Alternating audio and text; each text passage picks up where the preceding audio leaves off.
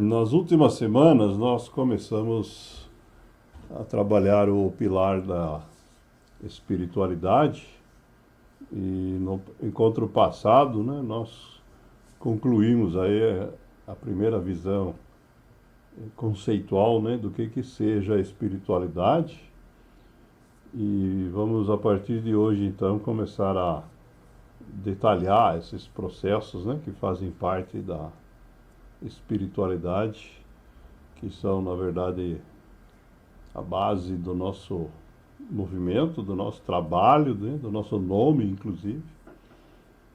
Ou então, né, mais adiante, nós vamos ver que estamos sintetizados na oração da serenidade. Vamos começar pelos conceitos que fazem parte do nosso nome e vamos começar pela questão da consciência, né? Nós somos o amor consciente e é importante a gente saber, então, o que é essa tal de consciência.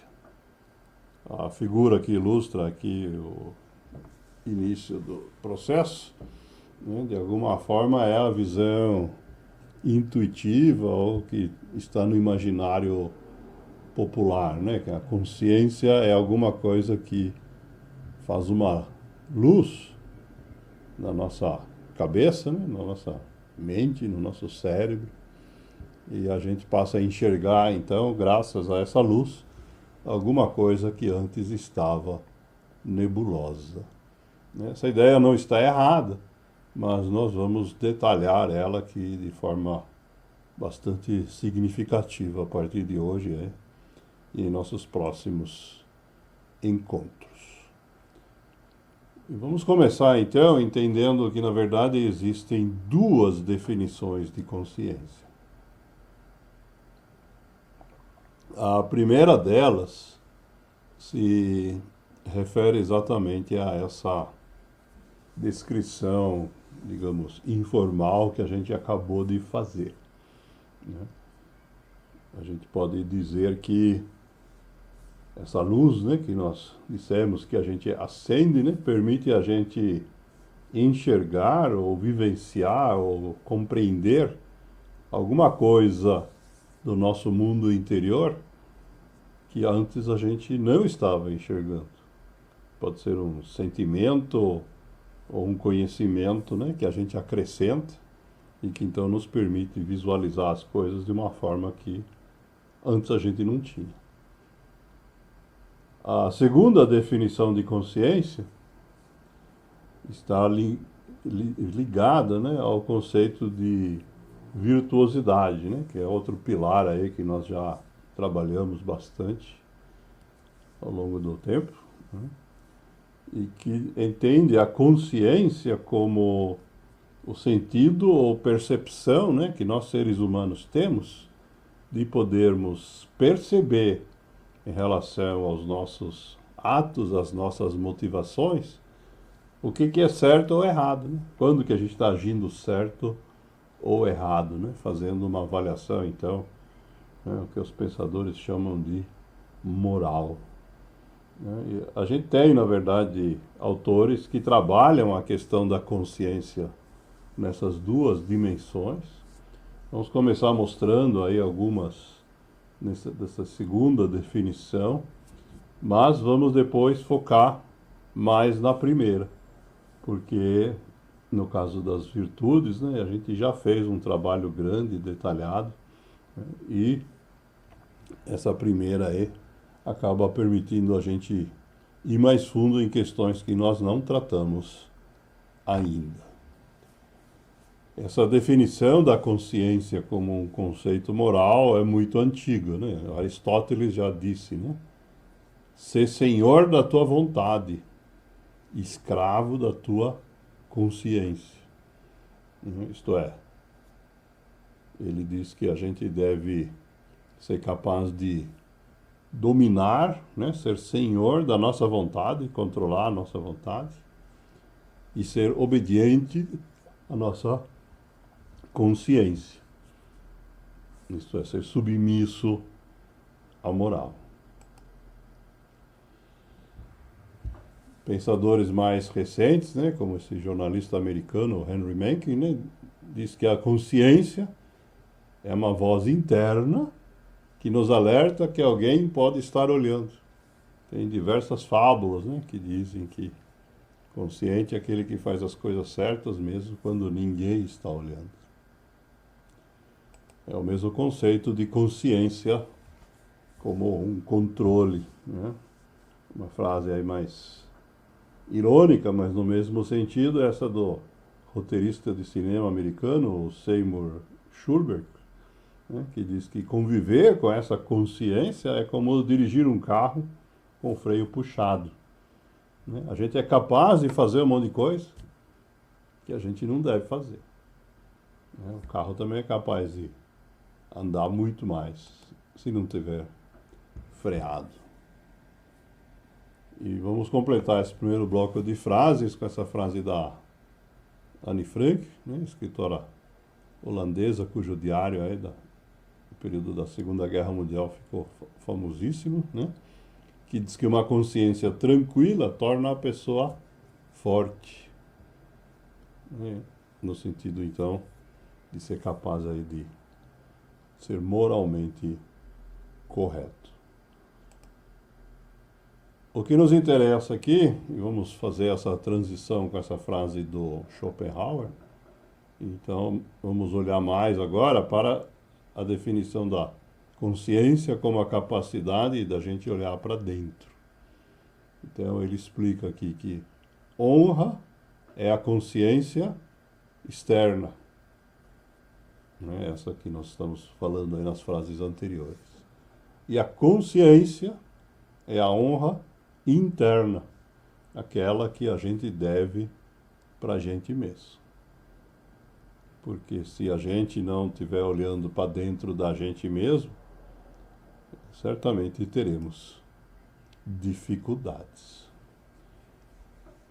Uma outra forma de entender esses conceitos abstratos, né? Nós fizemos isso sistematicamente no caso das virtudes, é a gente trabalhar com os opostos, né? Entender o que acontece quando a gente olha para o contrário. Mas no caso da consciência, né, existem vários contrários, né? Justamente porque não é uma virtude, é um conceito bem mais profundo. Então nós vamos agora dedicar aí algumas lâminas e algumas frases aí que ilustram essas questões. A primeira oposição ao consciente é o conceito do inconsciente, né, que foi definido originalmente pelo Sigmund Freud, né, fundador da psicanálise, né, e que diz que na nossa mente existem um monte de questões que estão lá, mas das quais a gente não tem consciência. Estão de alguma forma submersas, né? Esse conceito geralmente é ilustrado por um iceberg, né? Como esse que está aí na figura, né? Porque o iceberg tem a maior parte, né, do gelo que compõe ele submerso, apenas 10%, um pouco mais, pouco menos, conforme a quantidade de sal que tem nesse gelo, fica visível, o restante está embaixo d'água, né? Então, só a gente chama de consciente aquela parte que está visível, né? Que inclui nossos pensamentos, a nossa razão, a nossa capacidade de análise, os sentimentos, né, que a gente sabe que estão acontecendo, a nossa memória.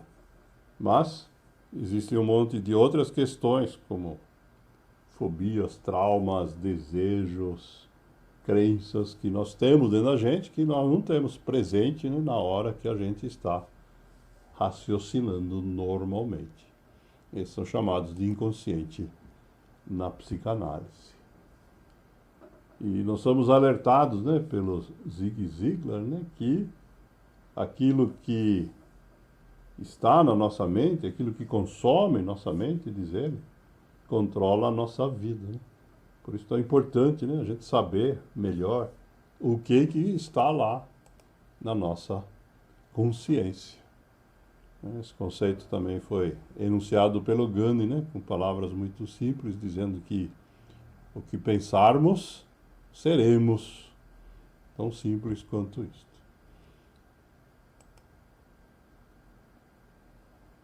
Outra questão importante da consciência, né, que nós estamos falando, é que ela não acontece durante o sono. Quando a gente está dormindo, nós não somos conscientes do que está se passando em volta da gente. Isso só acontece no estado de vigília. Quando a gente dorme, a consciência, a gente não sabe se ela apaga, desaparece, a ciência ainda não tem uma explicação 100% correta para isso. O próprio Freud já descobriu que quando a gente sonha, né, durante a fase dos sonhos, essa é uma possibilidade de acessar algumas coisas que estão no nosso inconsciente, mas nós temos muitas outras partes do sono que ainda não são bem compreendidas.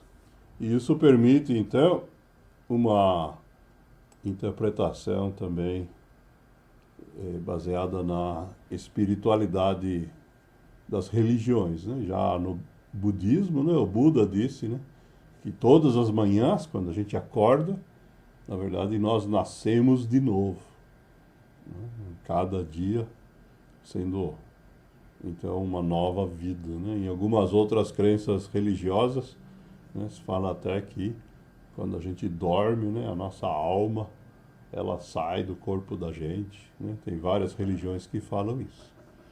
O importante é entender que nós temos uma parte aí da nossa vida, enquanto a gente dorme, que a consciência não acontece. Outra forma da gente agir de forma não consciente é naquilo que a gente chama da ação ou da reação automática.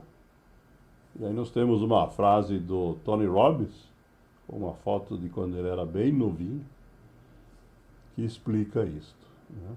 O que é uma reação automática? É um padrão de emoção, alguma coisa que a gente sente, ou um comportamento que seja reforçado de modo contínuo, de tal forma que se torna um condicionamento. Né? Muitas atividades humanas a gente acaba fazendo de forma automática. Nenhum adulto, por exemplo, na hora de levar o garfo à boca, pensa no trabalho que os músculos têm que fazer para que a comida chegue na boca. Essa é uma ação automática. E, de fato, o nosso cérebro está construído para que isso aconteça desse jeito. Porque se a gente tivesse que pensar em tudo que nós temos que fazer, a gente não teria tempo de ter todos esses pensamentos. Por outro lado, nos ensina o Tony Robbins, né? Qualquer coisa que a gente deixar de reforçar, acaba por se dissipar. Né? Se a gente for morar num país, por exemplo, onde se come com palitinhos e nunca mais usar garfo, quando a gente voltar para um lugar onde se usa garfos para comer, nós vamos ter dificuldades. É um padrão que fica de alguma forma registrado no cérebro. E a gente precisa então tomar cuidado, né? Quando a gente usa esse tipo de ação automática para economizar energia, para poder conseguir fazer mais coisas positivas, ok. Mas muitas vezes acaba sendo usado para o lado negativo, né? Nós temos aí um exemplo na figura da esquerda, né? Então, se eu enfrento algo que está me incomodando, né, eu tenho duas opções. Eu posso, baseado na minha capacidade de escolha, né, verificar o que foi que está acontecendo, o que está me incomodando, né, abrir mão das minhas interpretações, né, baseadas em minhas crenças, parar, respirar, observar e a partir daí escolher uma ação. Né? Ou eu posso ter uma reação automática, Eu posso tentar me justificar, né, inventando uma justificativa ou desculpa. Eu posso fugir, posso partir para agressão, posso fazer de conta que nada está acontecendo. Ou tem gente que faz uma piada da questão em vez de enfrentar, né? Então, nesse caso, se a gente faz isso de forma sistemática, né, nós estamos aí, na verdade, plantando uma reação automática que acaba atrapalhando a gente. Às vezes, essa é uma ação que a gente escolhe voluntariamente, né? O Steve Jobs disse que as pessoas ligam a televisão quando querem desligar o cérebro, né? Porque às vezes a gente se cansa, né? E a gente quer, de fato, relaxar, né? Hoje, além da televisão, tem várias outras formas de fazer isso com outros dispositivos tecnológicos. O Ralph Emerson, né, poeta americano, já citamos muitas vezes, né, diz que as ações do homem são o álbum de retrato das suas crenças, porque a nossa ação automática é comandada pelas nossas crenças. E por último, né, nessa questão da consciência, é importante lembrarmos também que existem distúrbios da consciência, né? Seres humanos em situações excepcionais podem ter problemas de consciência mesmo acordados. Por exemplo, se a gente sofreu um acidente, né, essas figuras que estão ali à esquerda são extraídas de literatura médica sobre como agir com uma pessoa quando ela sofre um traumatismo, por exemplo, se envolve num acidente, né? Então tem uma escala, né, que vai aí desde a pessoa estar em estado de alerta até a pessoa estar em estado de coma, né? Todo mundo sabe que alguém está em coma, né? A pessoa não está dormindo, mas ela não está consciente, né? E existe uma escala, né, que vai então do estado de alerta até o estado de coma que os médicos utilizam, né? E que no meio ali tem uma palavra bem complicada, né? Não se usa no mundo coloquial, né? A obnubilação, que está detalhada aí à direita, pelo seguinte: ela pode ocorrer em função de traumas, mas ela pode ocorrer também em função de questões emocionais ou pela modificação do cérebro pelo uso de substâncias, né? A obnubilação significa diminuição da clareza sensorial, a lentidão da compreensão, a dificuldade de concentração, né? O pensamento ligeiramente confuso, né? Isso acontece muitas vezes com quem está sob efeito aí de substâncias psicoativas. Então, tendo compreendido aí essa variedade de situações que podem nos roubar a consciência, a gente deve valorizá-la pelo seguinte, né? Como disse a Sheryl Sandberg, né, administradora do Facebook, né, que nós não podemos mudar algo que a gente não perceber, né? Somente depois que a gente tiver consciência de alguma coisa é que nós somos capazes de mudar ou não. Mas se a gente não tiver consciência daquilo, é impossível. O Maslow, né, um dos psicólogos americanos pioneiros, né, diz que o que é necessário para mudar uma pessoa é mudar a consciência dela mesma. O Einstein disse isso em outras palavras, né? Ele diz que uma mente expandida nunca volta ao seu tamanho original, né? Quando a gente ganha um novo elemento na nossa consciência.